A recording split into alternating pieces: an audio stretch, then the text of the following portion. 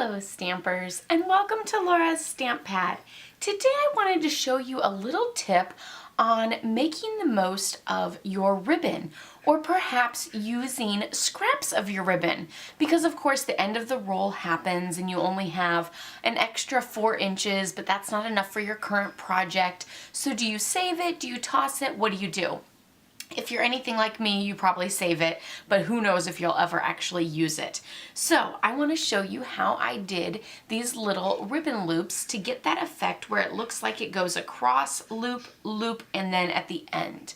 So we're going to do that. Of course, for this image, I stamped it from the Amazing Life stamp set. So you can see I use that Life's Too Short to Say No to Cake, which I totally agree. Although mine would actually say cupcake. I love cupcakes, and I know there's really not a huge difference between cake and cupcakes, but cupcakes are usually just decorated so much cuter. So I'm going to push this aside, and I don't think I can still put it in the view, but that's okay.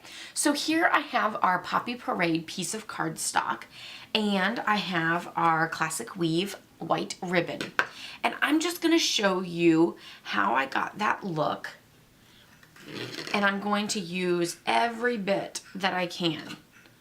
And so here is that similar look. And that's the look that I did on the back of this ribbon, as you can see. It pops out on this side, goes across, has this little loop, back little loop, and then the end is down here. So I did this, and you can see I have that same look, but I also used a ton of ribbon. Like, look at all of that. That's probably like 12 plus inches of ribbon. I'm going to show you how to use less ribbon and or use your scraps. So I'm just going to put a little bit hanging off over here, and I'm going to secure it with a Stampin' Dimensional. And then I'm going to trim right past the Stampin' Dimensional. So there we're just using a little piece. Then I'm going to take a little loop and trim, and I'm going to place that little loop down here on the end and secure it with more Stampin' Dimensionals. Whoop. And I'm an overuser of Stampin' Dimensionals. I'm very well aware of that. So you're probably thinking, that does not need 3. But just wait, at the end I'll probably add like 10 more. So I always just feel like if I have one here, I need one there. And then I have one here and there. And in the end, I have a million. But that's okay, because they give that extra little pop and texture to your card, and I love that. So a little Stampin' Dimensional isn't going to hurt.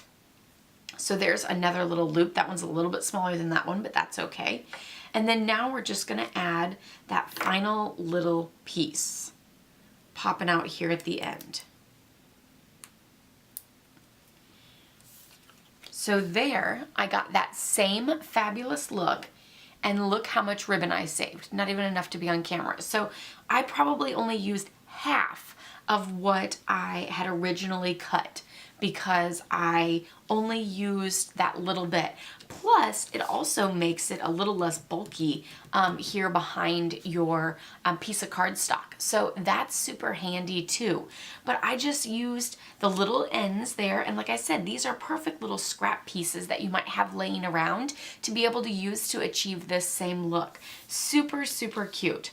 I hope you guys found this helpful. I hope you like this fun little background to add some texture with that ribbon to your project, or a little extra pop to it. If your card seems kind of simple and you just want a little extra something, then you can always do this without having to tie a knot or a bow. I know I have some stampers hate knots and bows, so this is a great way to use ribbon, to use your scraps, and to not have to do a knot or a bow. So give this video a thumbs up if you liked it. Be sure to subscribe if you're new, as I post every Tuesday and Thursday, and sometimes here and there in between. And don't forget to check out my blog, laurastamppad.com, for lots of other great project ideas. Happy stamping, everyone! Bye-bye!